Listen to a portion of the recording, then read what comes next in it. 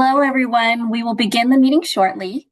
Please use the chat box to share your name, job title, and affiliated organization as more folks are coming in.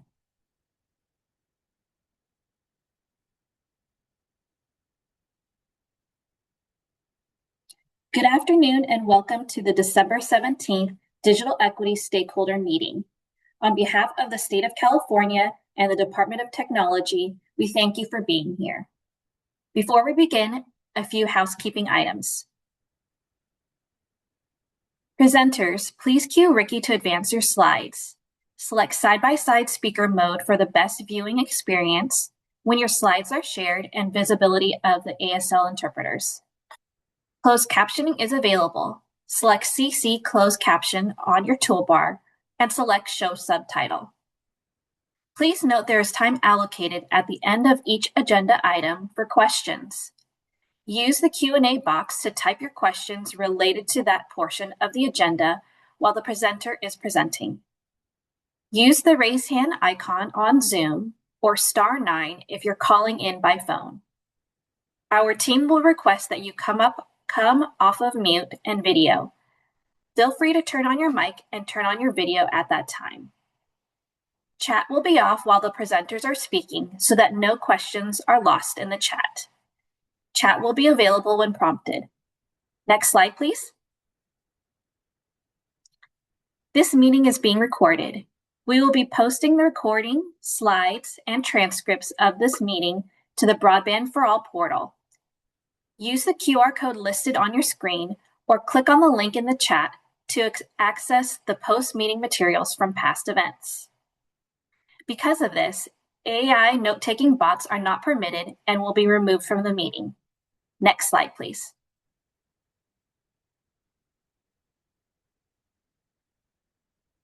Today's agenda will begin with welcome remarks from CDT Deputy Director of Broadband and Digital Literacy, Scott Adams. Next, we will have Loy Nguyen to share an update on the CPUC California LifeLine Home Broadband Pilot Program. Then, Sean Doherty, Principal of Broadband Equity Partnership, will present the latest information on the Digital Equity Resource Survey. OBDL Deputy Director Scott Adams will return to provide a high-level overview of Broadband for All SDEP goals, innovative ideas, and partnerships. Then, OBDL Digital Inclusion Manager Araceli Hernandez will provide an update on digital equity resources. Lastly, Engagement and Operations Manager Ann Nguyen will close today's convening with sharing some partner engagement updates and reminders as we move into the new year. After each agenda portion, Ann or Araceli will facilitate the discussion. With that, I would first like to introduce Deputy Director Scott Adams. Thank you very much, Amanda, and welcome, folks. It's such a pleasure to be with you all here at the last Digital Equity Stakeholder meeting of the year here in the state of California. We can go to the next slide. The first thing we wanted to do is wish all of you happy holidays. Regardless of what you're doing, we hope you're celebrating something with friends and family and taking time to reflect on the things that we're grateful for this year. Just would like to say that we're very grateful for our partnership and collaboration with all of you. Next slide, please. So real quick, I know that these meetings tend to grow and fluctuate, and we're constantly having new folks come in. We wanted to stress that for the digital equity, monthly meetings that we throw here, we know that you can't have, digital equity in California without access to infrastructure, and that those are both the Middle Mile Broadband Initiative and the Public Utilities Commissions Program are, really important to folks. Those infrastructure focused parts of Broadband for All have other venues where folks can convene. So these convenings here are really focusing on the second and third goals that are outlined in the action plan and the digital equity plan that all Californians have access to affordable broadband and necessary devices, and that all Californians can access training to support and enable digital inclusion. Next slide, please. A quick reminder on some of the meeting norms here. Because this is a bi-directional, free-flowing meeting, we're going to ask that only questions and comments on the agenda items be asked, and those are what we can address. We are going to monitor the chat. Usually there's a bunch of great things going on in the chat. We encourage you to use that function and to ask questions and share information. Disruptive behaviors will not be tolerated, and if we see that, in order to maintain the both the safety and the comfort of this space, individuals doing disruptive behaviors will be removed from the meeting. Next slide, please. Well, I'm going to say thank you all. I'll see you later. Looking forward to a great meeting and appreciate you all taking the time to be here. Good afternoon, everyone. Thank you so much for being here today, and happy holiday season. My name is Araceli Hernandez. I'm the Digital Inclusion Manager with the Office of Broadband and Digital Literacy. In previous stakeholder briefings, we did provide some general updates on the launch of the California Home Broadband Pilot Program. And today, we're really excited that we have a guest speaker from the CPUC to provide us with more details. I'm pleased to introduce our guest speaker, Loy Nguyen, from the Public Utilities Regulatory Analyst at the CPUC. Welcome, Loy. Thank you for joining us here today. I'll pass the mic over to you for your presentation, and we'll leave some room at the end for folks to ask some questions and have a bit of a discussion. I'll turn it over to you. Great. Thank you so much for the introduction. Good afternoon, everyone. My name is Loy Nguyen, and I'm with the CPUC. Next slide, please. So today, what this presentation will cover is the California LifeLine Home Broadband Pilot Program. In this presentation, we will talk about what the pilot offers, who's eligible to participate, when it will start, and which service providers are participating. On August 28, 2025, the Commission approved a 3-year voluntary technology-neutral home broadband pilot program. This pilot offers a subsidy for either standalone broadband service or a bundle broadband and voice service. Eligible consumers can apply their California Lifeline subsidy for any internet plan that meets the established minimum service standards. The minimum service standards is 100 megabits per second download and 20 megabits per second upload speeds, with a data usage allowance of 1280 gigabytes. Now, there are 2 exceptions to these minimum service standards. One, if there are areas where 120 megabits per second service is not feasible, and if there are any current low-cost plans that service providers have that are for income-qualified individuals, where network is capable of delivering such service and the providers offer service tiers that meet or exceed the minimum service standards. The specific support amount, also known as the subsidy amount for standalone broadband, is up to $20 per month and up to $30 per month for a broadband service bundle with a wireline or wireless voice service through the same provider. Next slide, please.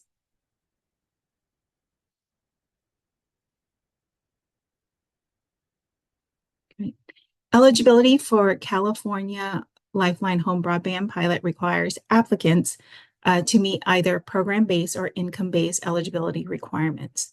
The program-based eligibility is at least one member of the household must be enrolled in a qualified public assistance program, such as Medi-Cal, CalFresh, Women, Infant, Children, also known as WIC, or other qualified programs. Income-based eligibility is the household annual gross income must be at or below the levels as shown in the table on the screen there, these are based on the set at 150% of the federal poverty guidelines. So each year we update this. By April 15th of each year, we update this to adjust the income limits. Okay. Next slide, please.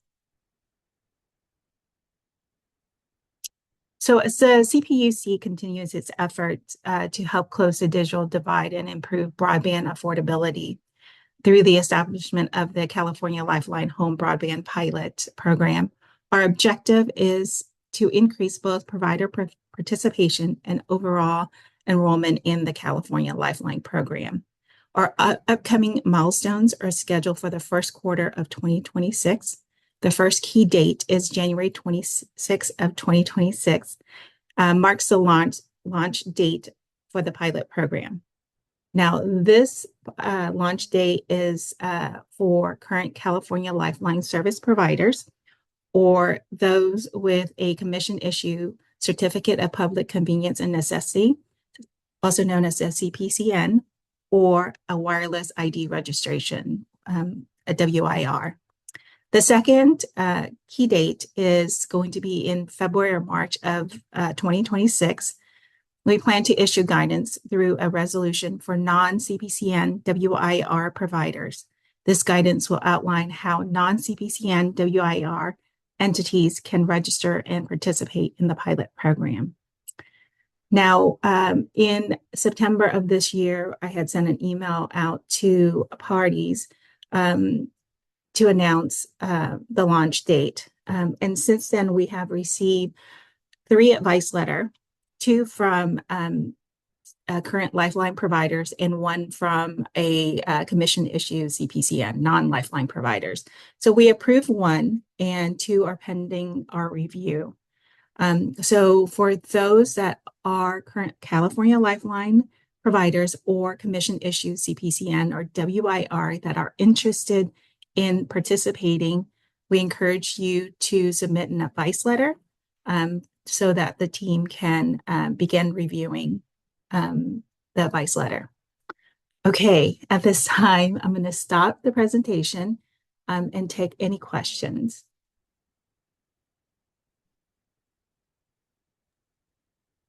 Thank you so much, Loy. I do see Christina Mattis has her hand raised. I'll turn it over to her to turn on her mic and ask her question.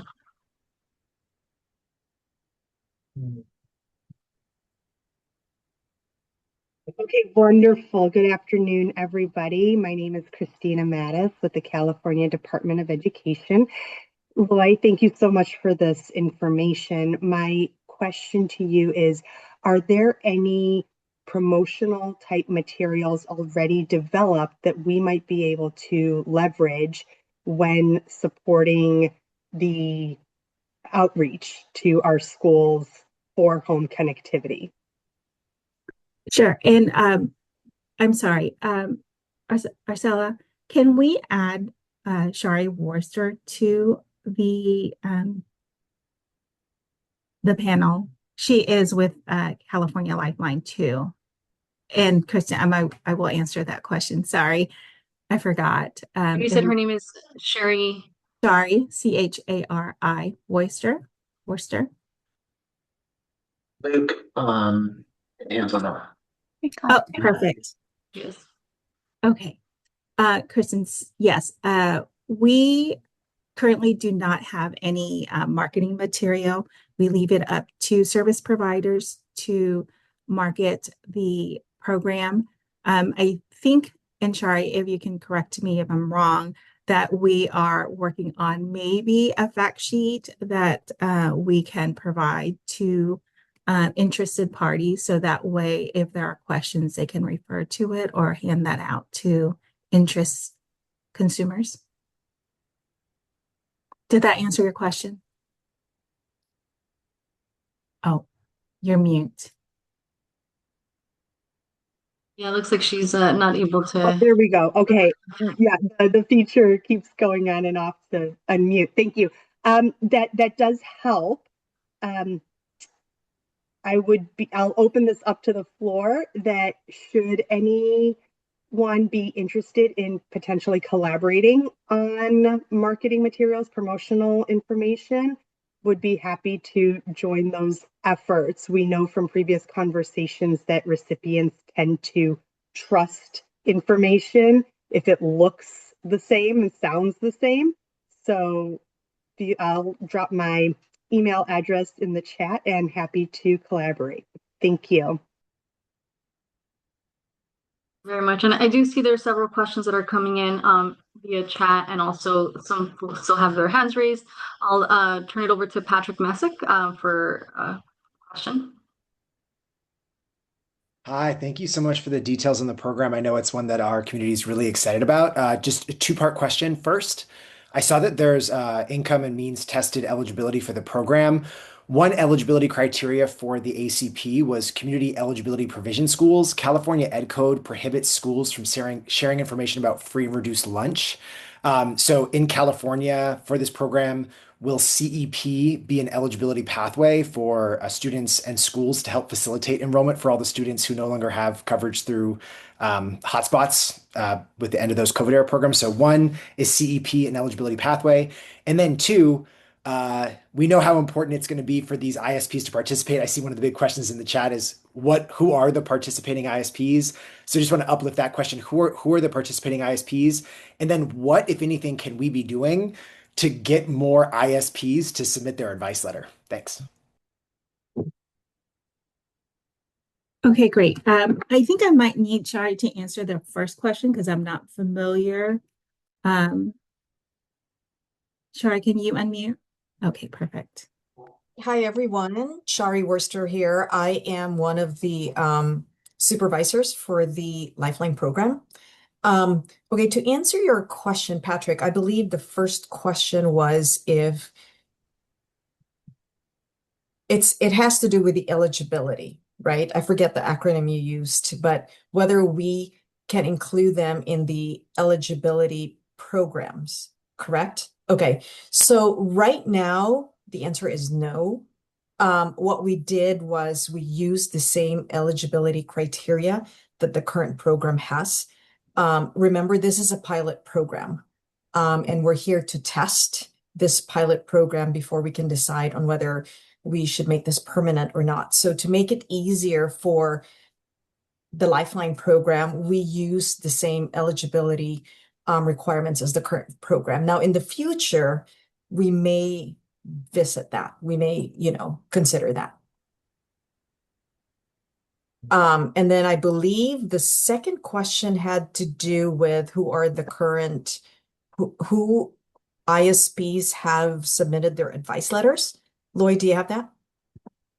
Yes, we have the Sierra Telephone Company, which we approved. We have two pending, which is Ranch Wi-Fi and Ducor.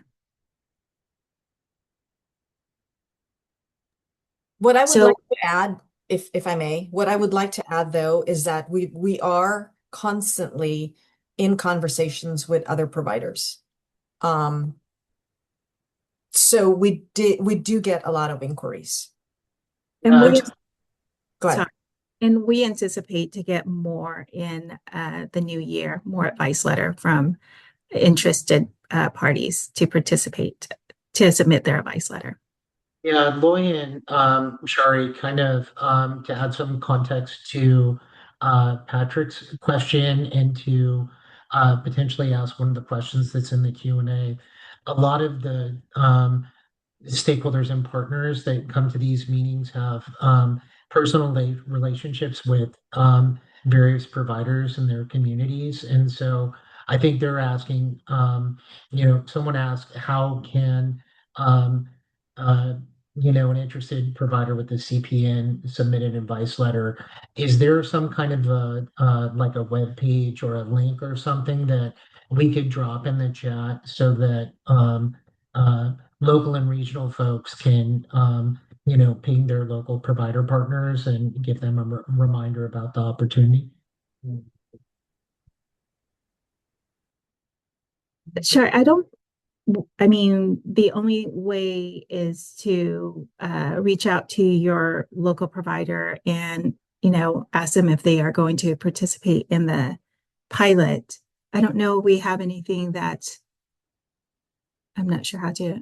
Yeah, I was just wondering, a lot of times PUC like has a, say, an official notice of a request for advice letters. Is there anything, I think Shari raised a hand. Yeah, so let me just clarify, and maybe Loy, you can do this. Can you just put in the chat the decision, a link to the decision so that everyone who has not read the decision can read the decision?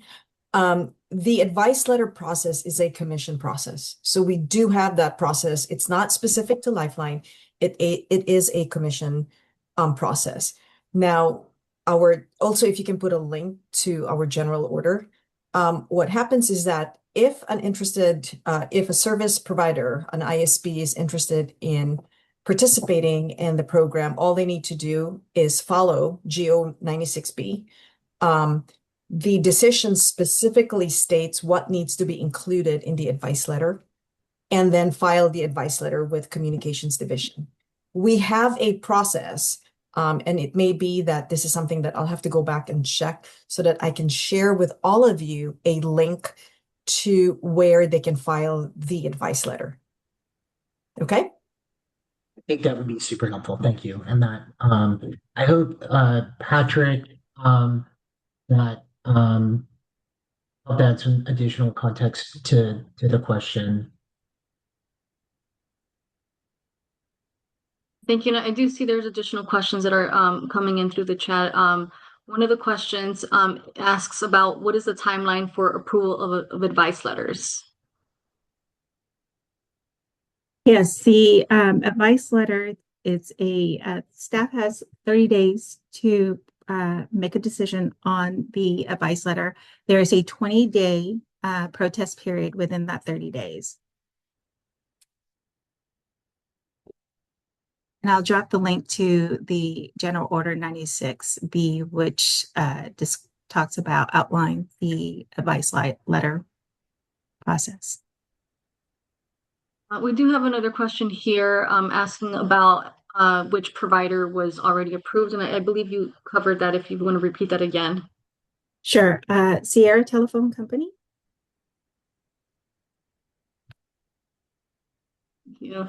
And then I do see there's a question regarding the list of other qualified programs. Is there a full list of that for folks to review? For program-based eligibility, is that what they're asking? I'm not quite sure. It looks like Eric Sasaki asked that question. Eric, would you like to unmute yourself?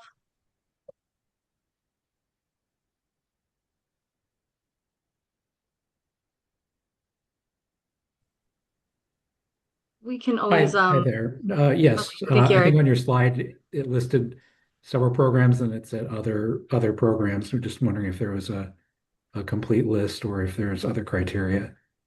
Absolutely. I'll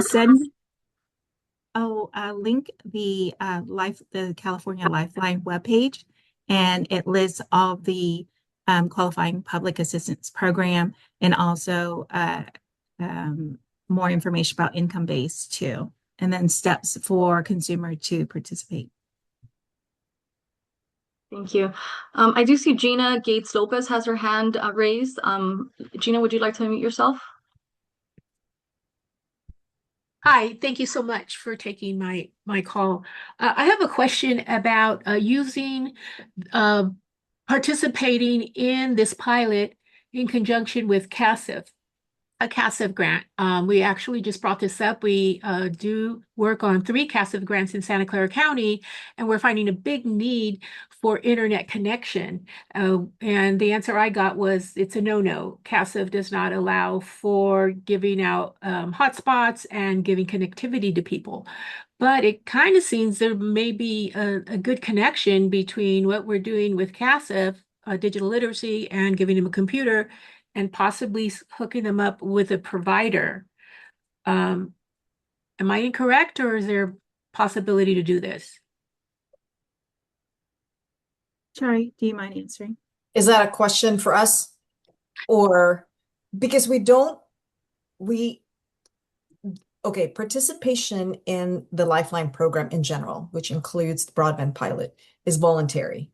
Okay, do not go out and seek providers. It's voluntary for providers to participate. They just need to meet the requirements that are set in the decision. I believe, Loy, did you share with them the decision? Yes. Yeah, she shared the decision, so you would find all the requirements there. And if they are a communications carrier, all they need to do is follow the directive in the decision. Okay. So then I'm hearing that there is no actual connection of trying to get these two programs together. They're very powerful, but what I'm hearing is y'all are not saying no. So that's good. Appreciate that. I did have a question about Sierra Telephone Company. Who is the actual provider? That's their secondary, right? They've purchased some data space and then consumers are then using their service. So who's the actual provider? Is it T-Mobile, or sorry, I don't know. Who's the actual provider? Sure. Are you asking for the affiliate that's providing the internet? I Yes, believe yes. the Sierra Internet is the internet provider. Okay. Never heard of that. Thank you so much. Yeah.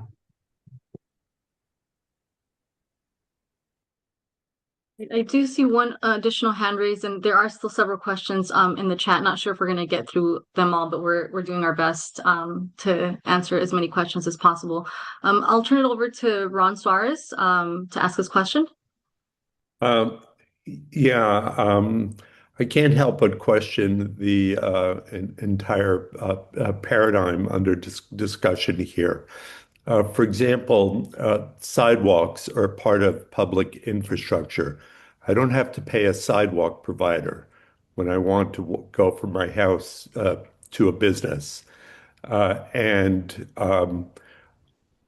When I was in Ann Arbor, Michigan, years ago, I connected a housing developer to a middle mile provider, and they bring a big pipe into the complex. So there's no individual installations, no individual bills. And the low-hanging fruit, if we want true affordability, especially for poor people, is when public housing is going up, just wire the whole building and connect them. There's really no need for internet service providers. Thank you for your comment, Dr. Suarez. And is anybody working on public housing, just wiring them directly? So let me, is that a question for us or for the entire? For anyone. I'm new to California. Okay, let me respond on behalf of the California Lifeline program. We do not deal with infrastructure. All we do is provide a subsidy to enable qualified low-income customers to connect with communication services. That's all the Lifeline program is doing. Yeah, I'm sorry. I know I have Dr. Suarez. I've had Lifeline, and I was a recipient of ACP because I had big business losses, and I tried it out just as an experiment. I think what you're doing right now is great, but I don't mean to criticize. It doesn't solve the problem. Yeah, Dr. Suarez, this is Scott Adams. I'm going to jump in here. I totally appreciate that, that you're relatively new to the state of California. Our team would be happy to meet with you and kind of share with you the bigger picture of the state's Broadband for All program, which is investing, significant billions of dollars in middle mile infrastructure.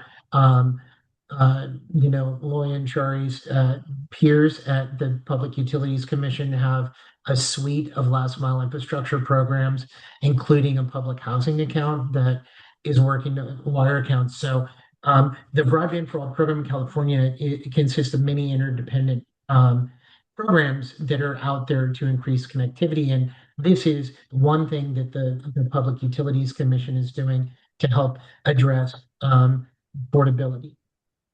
Okay, and I would encourage you and any others who want to hear about the more entirety of that to come to the California Broadband Council meetings that happen on a quarterly basis. The next one's going to be Monday, or not Monday, it's going to be January 23rd of next year. But we'd be happy to have an offsite meeting with you. Okay. I'm a quadriplegic, so I can't really go to most things physically unless they're in Alameda. Well, we would have a virtual meeting with you, and Oh, you can okay. also join into the Broadband Council virtually as well. Okay, great. Thank you. You're welcome. Thank you for the question. I do see some questions regarding ISP participation. Also, if there's an estimated timeline for the program to roll out and for consumers to start applying. So yeah, Loy or Sherry, if you could please respond to that. Yes, the official effective date is January 26, 2026 for the pilot program. So as the providers are submitting their advice letter and they are approved to participate in the program, then they would start promoting, providing market outreach for their consumers or potential consumers. Then they can enroll in the program. Now, on our website, which I linked, provided in the chat, where it says "Welcome to California LifeLine," there is a consumers can go there and they can enter their zip code to find a provider. As of right now, we are working on updating as pilot service providers that are approved for the pilot. We will be adding them as they are approved. And so if consumers want to check that website and look for providers, they can through that process. Got it. Thank you. And it looks like there's also a question around a little bit more around eligibility.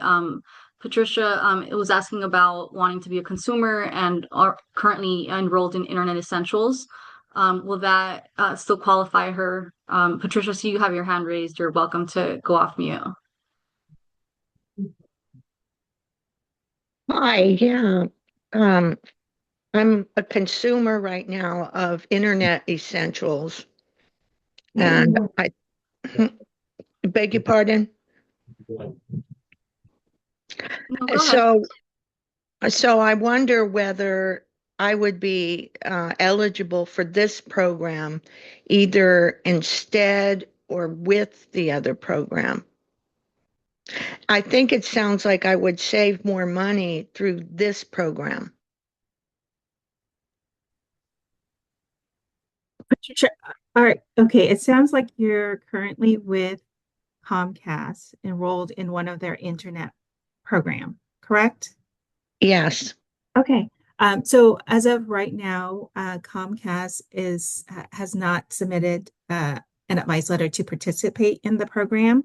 So when and if they do submit an advice letter to participate in the program and get approved, then at that time you can switch or enroll in the pilot program. But as of right now, they are not one of the participating service provider. Okay, and Internet Essentials is only through Comcast? Question mark. I think so. I don't think that is, I think that is one of their plans. I don't think that is a universal plan that's offered through other providers. I see. Thank you. Yep. Yeah, well, thank you so much, Loy and Sherry. We do have a couple of other questions that I do want to make sure that we get to. Is there anything that folks can do to help streamline the process to engage additional ISPs or just to promote, with outreach? Looks like folks are just really wanting to get the word out. Can I respond to that? Okay. I'm just browsing through the questions here. So let me try to address them at a high level. There's a couple questions here that asks whether they can do marketing and outreach and stuff, right? So currently we do not pay for marketing and outreach. the program doesn't have a budget for marketing and outreach. As Loy mentioned earlier, we rely solely on the providers to market broadband to their customers. We will also be working closely with our outreach, but there's only so much they can do. The other thing to consider is even if a participant or an eligible customer wants to participate, if there is no provider offering this broadband pilot in their area, they're not able to participate. And unfortunately, we cannot mandate providers to participate. It is completely voluntary. And if they do want to participate, all they need to do, again, is go and read the advice letters, not the advice letter, the decision that establish what needs to be included in the advice letter. The other thing that I believe someone had asked is whether qualified participants can apply the subsidy as a voucher. The answer is no. Currently, this is supposed to be a pass-through subsidy. We do not have a voucher system in place. We basically right now, the way that it works is we pay the provider and the provider pays the customer. We do not have a direct relationship with any subscriber. We have a relationship with a service provider. Does that answer most of your questions, hopefully? I think so. Yeah, thank you so much, Sherry, for stepping in to help address several questions. There's a lot of interest and momentum here in rolling out the LifeLine program. We are about to move on, but I do see one more question. I'll turn it over to Ian Brazil to unmute himself and ask the last question. Thank you. I was curious if there's going to be any sort of like single source of truth for which providers have already been approved, which ones have already submitted what they need to you guys. I don't want our staff wasting a bunch of time doing advocacy to a provider that, we find out already submitted what they need to submit, right? Like if we want to do advocacy towards providers that have not already submitted their letters. Is there going to be anything like that? That is definitely something we can look at. Right now, what we anticipate doing is updating the California LifeLine website to include those providers that are going to be providing broadband service in specific zip codes, because that's how you do the search, is the zip code, and it'll list the providers that are available in that area. If you have suggestions that we can take back, we would certainly consider that. For example, if you think it would help, I'm not really sure how often this group meets, but I think what we can also do is during your meetings, maybe on a monthly basis, we can provide an update on who providers we have approved. We can do that. That's certainly something that we can certainly do. And any other suggestions? I might have already, or I might have missed this at the beginning, but when a provider submits their letter, is it a singular letter for, every region they cover in California, getting approved, or, that they can then choose, where they want to utilize this program, or do they have to submit different letters for different regions? Is their service territory. So it's just one advice letter to participate in the pilot program and within their service territory. Okay. Yep. Great. Well, that concludes the section. I know there's still several questions. We're going to review them and do our best to come back and respond to those as best as we can in future meetings. And thank you, Sherry, for offering to come back for a future stakeholder briefing. I'll turn it over to Anne to take us to the next section. Thank you so much. Thanks so much, Lloyd. Thanks, Sherry. Our next presenter will be Sean Doherty, Principal of Broadband Equity Partnership, talking and updating on the Digital Equities Resource Survey. Sean? Thanks, Anne. Thanks, everybody. Great to see you all here again. Wanted to spend a few minutes talking about the Digital Equity Resource Survey. Ricky, if you want to move to the next slide. Great. So we launched the survey in mid-November, the 19th to be specific. And as we mentioned on the November stakeholder briefing, and through some communications, such as the monthly Broadband for All newsletter, that the intent of the survey is to gather more granular information on digital inclusion service providers in the state of California. It's in an effort to update and enhance the current resource finder that is on the Broadband for All portal. And since then, we've posted a README file to the portal. I know that that was a request of the community in order to be able to see all the questions that are contained in the survey before they kind of go in and start working on it. And this survey will remain open until January 12th. And then we aim to share the updated resource finder in early Q1 2026. And thank you, Amanda. She has attached a link to the survey in the chat functionality. Great. Do we want to move to the next slide? We've received a good number of responses so far, but obviously we want to hear from more people. We want to make sure that the finder is really as comprehensive and accurate as possible. So far to date, we've received a total responses of 84, and that is 84 organizations that serve residents, and 71 of those organizations also provide other services to organizations. So that's part of the questions in there. Do you provide services to other organizations? Do you provide services to residents? That's some of the information that we want to hear from.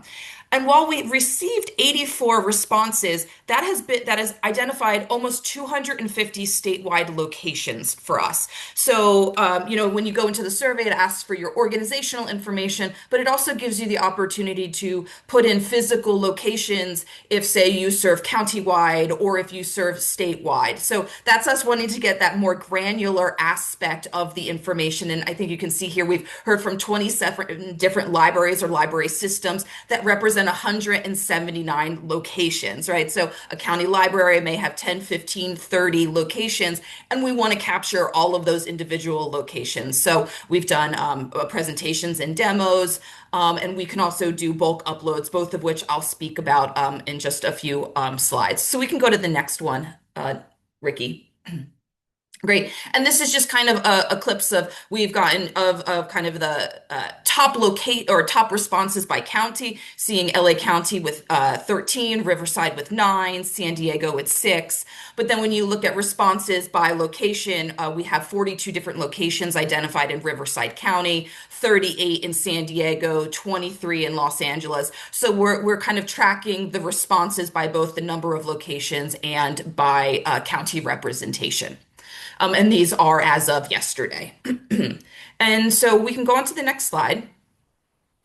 And so, and in reference to the bulk uploads, if you have more than 5 physical locations, we recommend that you email us at the deem@state.ca.gov so we can give you a bulk upload form. There's kind of an image of that at the bottom, and that's just easier than going through the survey form. The README file that I mentioned earlier is really associated with the bulk upload form to make it really easy to complete as well. So that is an option for, whether it's a school system or a library system or housing development or CBOs that might have a broader statewide reach, that if you have more than 5 physical locations, reach out to us. We can send you the bulk upload form and help you through that process. And then on the final slide here, that if any organization, coalition, consortia has an interest in us presenting or doing a demo of the survey where we walk through the instrument to your community, more than happy to do that as well. So again, it's the deem@state.ca.gov email address. And I think with that, it's kind of over to questions, if anybody has any.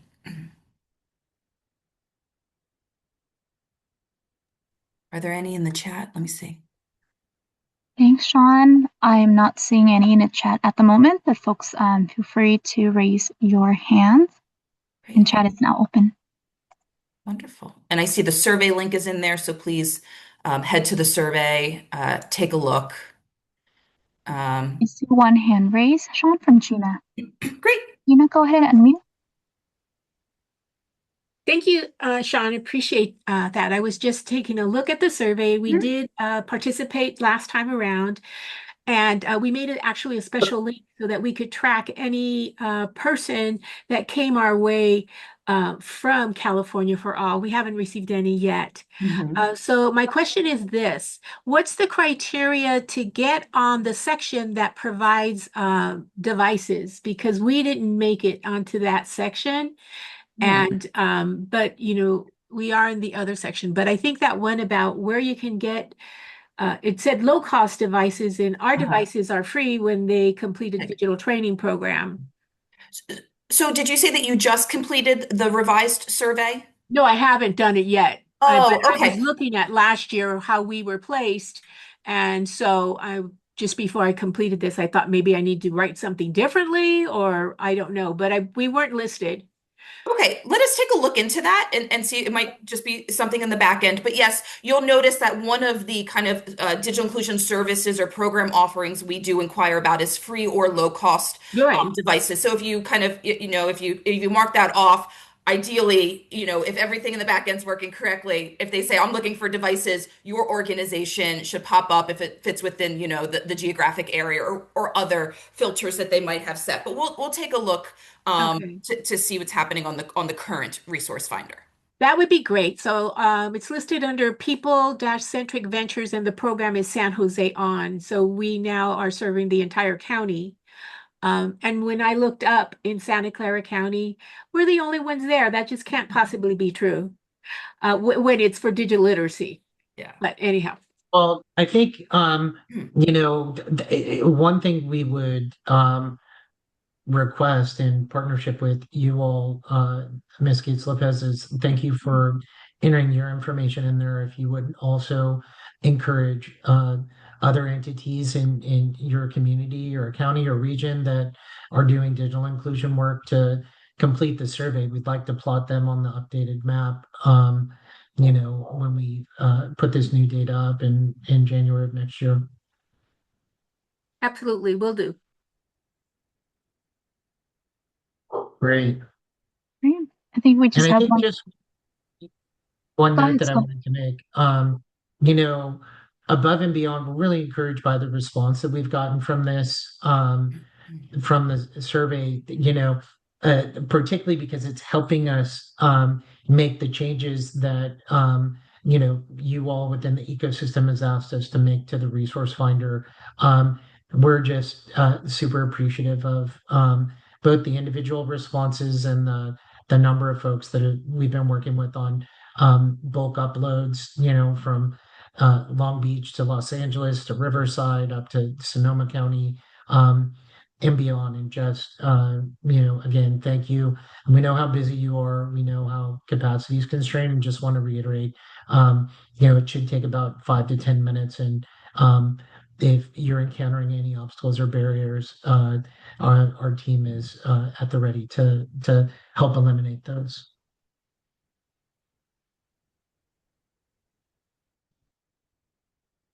I'm not seeing any more questions in the chat or Q&A for you, Sean and Scott. I see we can move on to the next section and take any lingering questions if it comes up for the DE survey. Yeah, and I think one more thing before we go on to the next thing is I do want to point out that a big thanks to the broadband consortia who have filled this out in the digital equity coalitions, because we're modifying the next iteration of the plan is going to be able to allow residents to find organizations that can assist them with individual digital inclusion services, but also will enable organizations to find other organizations within their ecosystem that are providing, grant writing expertise or want to engage in collective funding action, those kind of things. So just wanted to point that out as well. Appreciate that, Scott. You're getting lots of reactions from the crowd. I'm not sure if you're seeing it. So with that, just closing the DE resource survey portion, and would like to bring back Araceli Hernandez, our digital inclusion manager, to actually My apologies, Scott. You're the next portion. Can you please, yes, share more about OBDA or Broadband for All goals and innovative partnerships? Yeah, certainly. And this is going to be quick. I'll do my best to stand in for James Spencer, our business administration manager. If you all recall, he and his team led the development of the CalDEP program, which was going to be our sub-grant program prior to the termination of the digital equity capacity grants. James had done his team have done some real interesting things. So he asked me to come on. We can go to the next slide.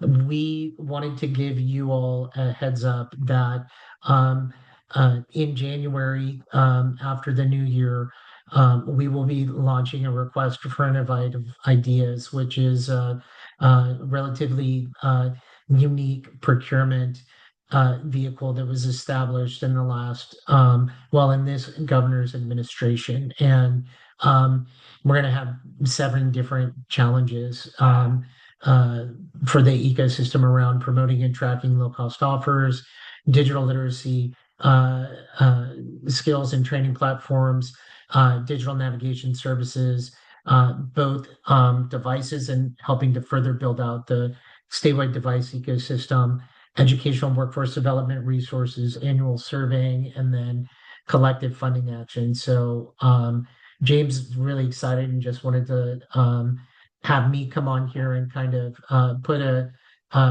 remind you folks to be on the lookout for that. Do we have another slide with this, Amanda? Yeah. So again, it's going to launch in January of 2026.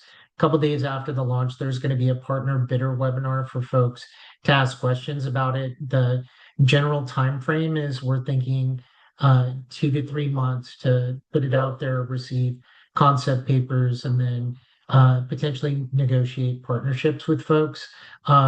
James did want me to say that interested parties, this isn't really going to be like a sub-grant program, but looking for kind of statewide partners that can help, develop tools and resources for the ecosystem, or funders who would like to help fund all their parts of the digital, equity plan, either at the statewide or the regional local level, to do that. So would appreciate your assistance, and if you think there's any key groups that we should include and invite to that process. And that's it for me right now. Thanks so much, Scott. I already see one hand raised from Mr. Larry Ortega.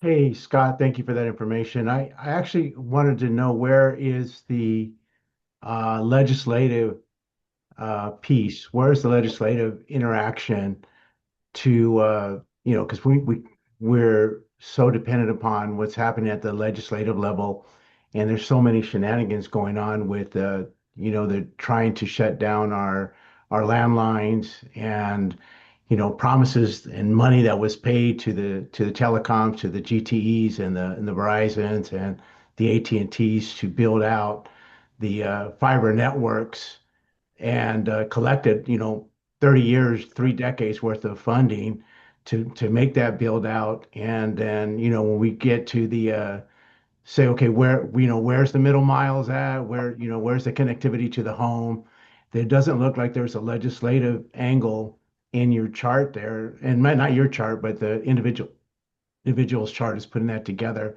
I'm wondering if where is that at? Why are we not talking about the interaction between the legislator and all this activity? Why does it seem to be running independent when they have such a huge impact on what we're trying to do in terms of making sure everybody's connected and has the resources they should be having?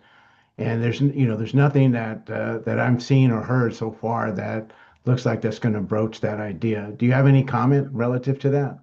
Yeah, thanks, Mr. Ortega. At the top of the meeting, we indicated that this is a sort of a it's a monthly digital equity stakeholder meeting where we're focusing on the non-infrastructure related items of broadband for all and the state digital equity plan. And so, the one thing that I would suggest is that Anne's going to go over this when she closes us out. But for questions about the infrastructure side of things, the Middle Mile Advisory Committee meets on a quarterly basis, and there's representation from the legislature on that group. Additionally, the California Broadband Council meets the week afterward.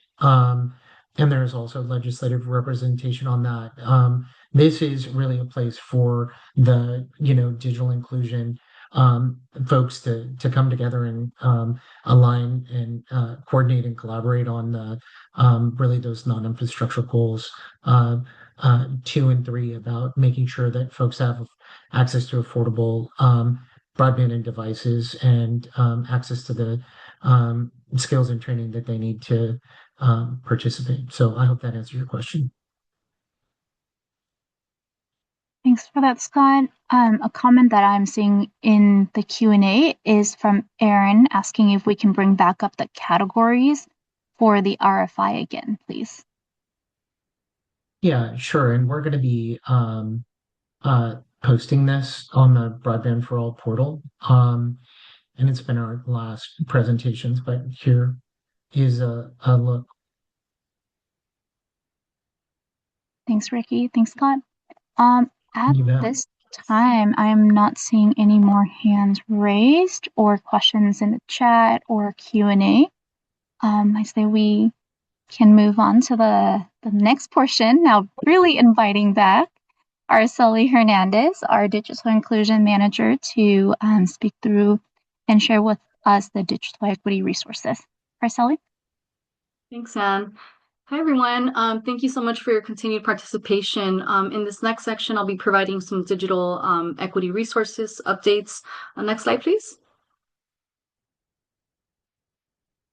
So here, I'd like to just briefly remind everybody about the upcoming January 1st deadline for the California Advanced Services Fund accounts, specifically for the Broadband Adoption Account, the Broadband Public Housing Account, and the Tribal Technical Assistance. While they're all due on the 1st, applications may be submitted at any time. CPUC staff will consider applications submitted on or before each deadline as a batch until all funds have been awarded. So just wanted to make sure that everybody is aware, with the holidays coming up. Next slide, please. The CASIF Broadband Consortia program provides grants to eligible consortia to facilitate deployment of broadband services and assist grant applicants in the project development or application process. This includes the CASIF infrastructure account, the federal funding account, or other programs that are approved under Senate Bill 156. Also, we wanted to share that there was some recent updates that were part of a CPUC decision where some modifications were made, kind of generally around structural changes, some additional accountability and oversight, also including additional California tribes to become consortia across Northern, Central, and Southern California. So it also expands reimbursement and future broadband deployment programs. The link is embedded in the CPUC decision. If folks want to read more about that information, it is pretty lengthy, so just wanted to give you all some highlights.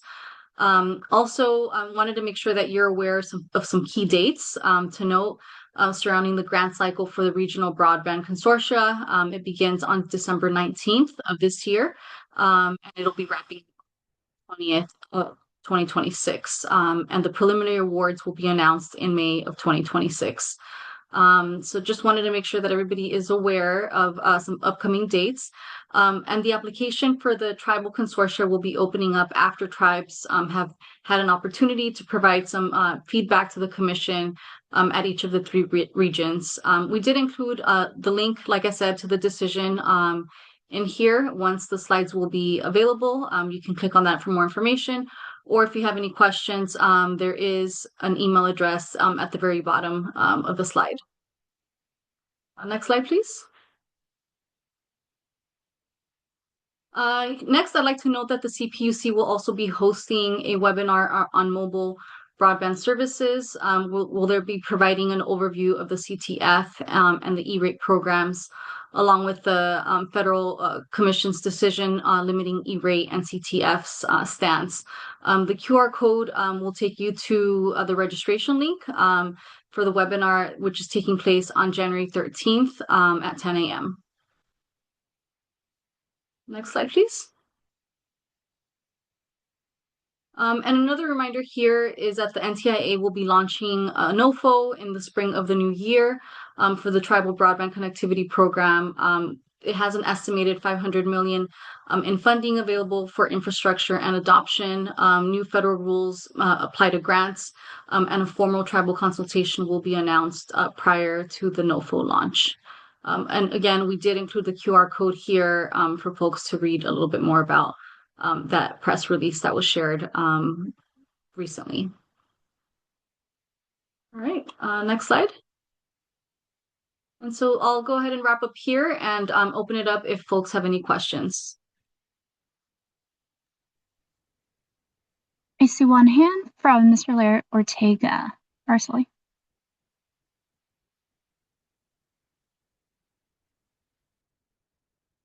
Yeah, thank you. Thank you for that, Araceli. I appreciate that information. Very helpful.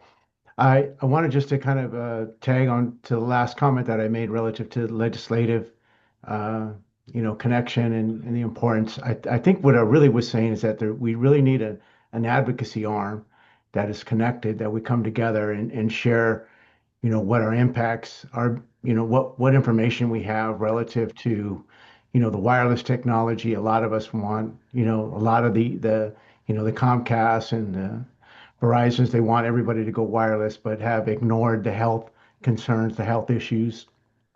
And I know it's mandated by federal law that they can't consider those. However, there is, thousands of studies that says that there are harms that happen, especially to kids in classrooms, and especially to, families, older seniors, and et cetera.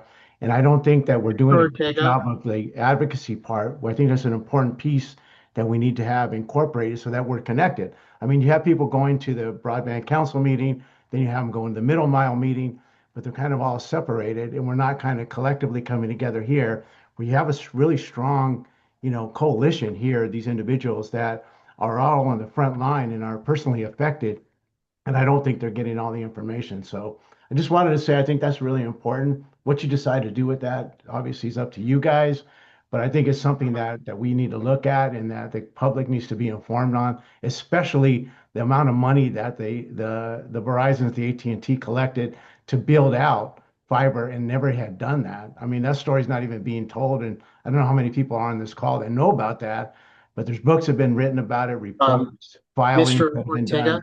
So I want to anyway, just I'll go stop back to right that. there. Thank you. Thank you. Appreciate it. And appreciate the gist of your sentiment. Just want to be consistent with, the aims of this, and the merger's not really on the agenda today.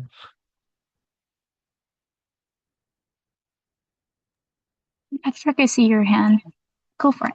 Thanks for the presentation, Araceli. Just a quick follow-up question. One of the things I didn't see listed was the BEAD non-deployment funds. I know that there's still a lot of outstanding questions about what the federal government is going to choose to do with the BEAD dollars that aren't spent on deployment, the surplus that originally was anticipated to fund non-deployment activities. Do we have any information on the status of those BEAD non-deployment funds? Yeah. Hey, Patrick, thanks for asking that question. It's a highly fluid situation with the BEAD program, as I'm sure I believe the commission is voting to approve the final recommendation on BEAD, I believe on the 19th. And if you might have seen today, there's a notice in the news about the GAO potentially suggesting that the administration didn't go through the proper process with that. So I think in all of the state broadband director meetings that I've been in on, and other things with the NTIA, it's kind of a moving target right now, and I think they're first trying to focus on deployment. Everyone's got their eyes on non-deployment, given the gaps that currently exist with the termination of the Digital Equity Act programs, and we just don't know. We'll monitor that, and we're talking with the PUC about potential uses, but until that's a reality, we really can't even understand what the choices are. Okay. Thanks, Patrick. Thanks, Scott, for the question. Ursula, I see one hand, and it probably should be the last one for this section. Rebecca, go for it. Right. Good afternoon, everyone, and thank you for hosting this meeting. I just want to echo what Patrick's question was as well, because that's something that we have been following here in Los Angeles County and have been paying close attention to the most recent executive order. And then obviously we've been seeing a lot of advocacy from the federal level in regards to the BEAD non-deployment. So it's my understanding that initially with the CPUC, we weren't expected to have any non-deployment funds, just the way the BEAD program was structured, but it's my understanding that there potentially should be non-deployment funds within California since NTIA restructured the program. So I'm just curious to see if you guys know anything about how much California would be allocated as part of that particular reallocation and redistribution of funding. I understand that you guys aren't the agency, but I would hope that we would know how much that funding allocation is, so that way we can continue to have conversations and see how we can support that effort.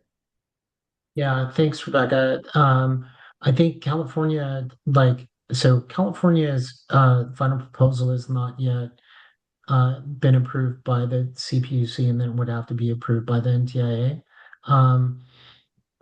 Like other states, given the new federal guidance to treat all technologies equally, there's, I believe, a lower percentage of fiber. And again, I don't want to break our own rule about going against infrastructure, so don't want to talk too much about BEAD, but I would say that there was a significant savings in the final proposal if that holds out. But I would caution us to thinking that any remaining BEAD dollars are ironclad allocation that the state is going to use, given that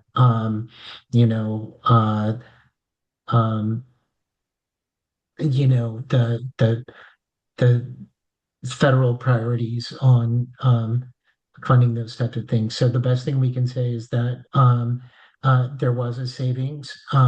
If it remains in the state, it'll be something that I think we would all want to, support getting out to achieve the goals, but we really can't speculate on whether or not states will be able to keep any savings from BEAD until that decision is made by the administration, and then until we see whatever rules are applied to those. Like you mentioned, there was a new executive order, that ties use of BEAD non-deployment funds to states regulating certain things, and we'll just have to see how that plays out. Thank you so much. And just a quick follow-up question, and I understand if you're unable to answer that. Are you able to specify how much savings was included in that proposal for the state?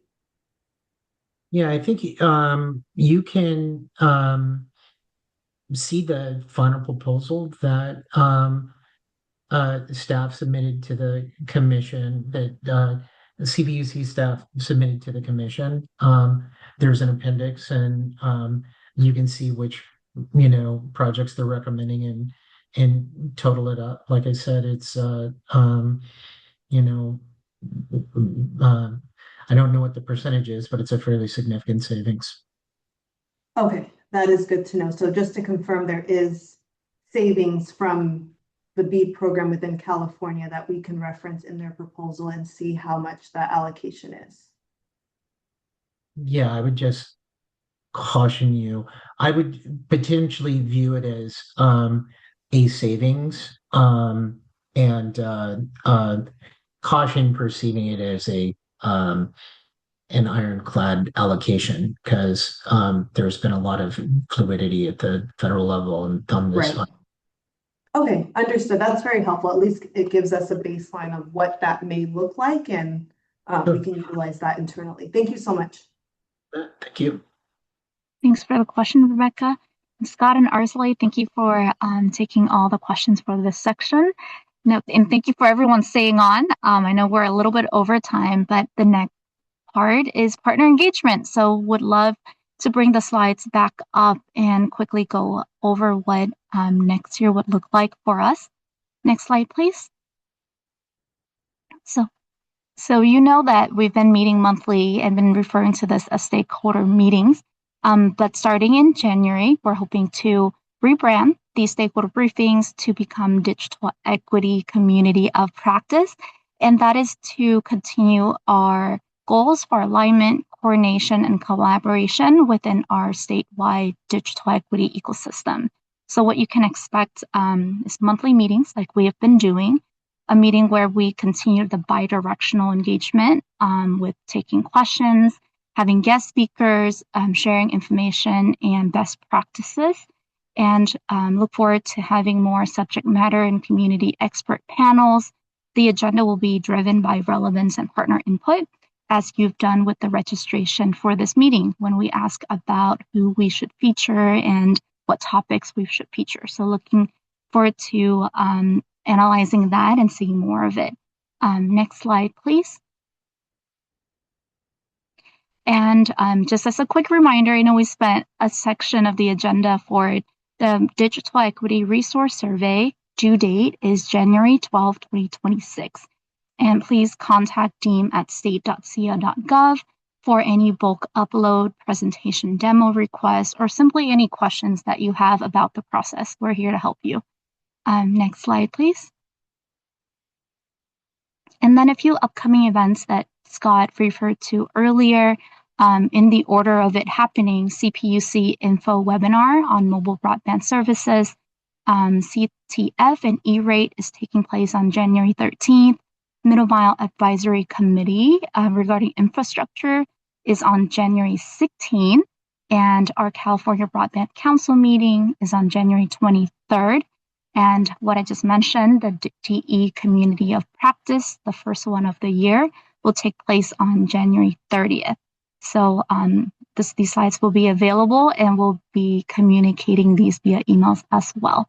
I believe last slide, last time we showed you the DE ecosystem event calendar for folks to share events that are taking place in the community. We have it open and we're happy to share and review the events that you're hosting in 2026.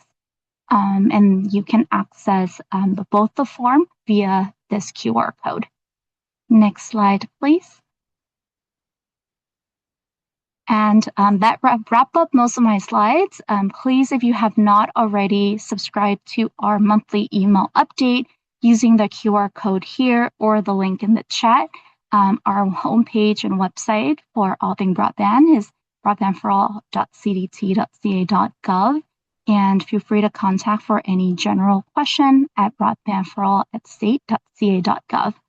And lastly, hey, Ann, real quick before you move on, Rebecca, in case you haven't seen it, I did drop a link to the BEAD final proposal in the chat. And when you go to that webpage, there's a number of attachments where you can see the dollar amounts allocated to the or recommended. Oh, good. Glad you got it.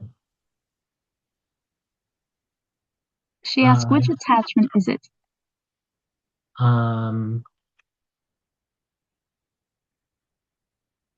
Let me get back to you on that. It's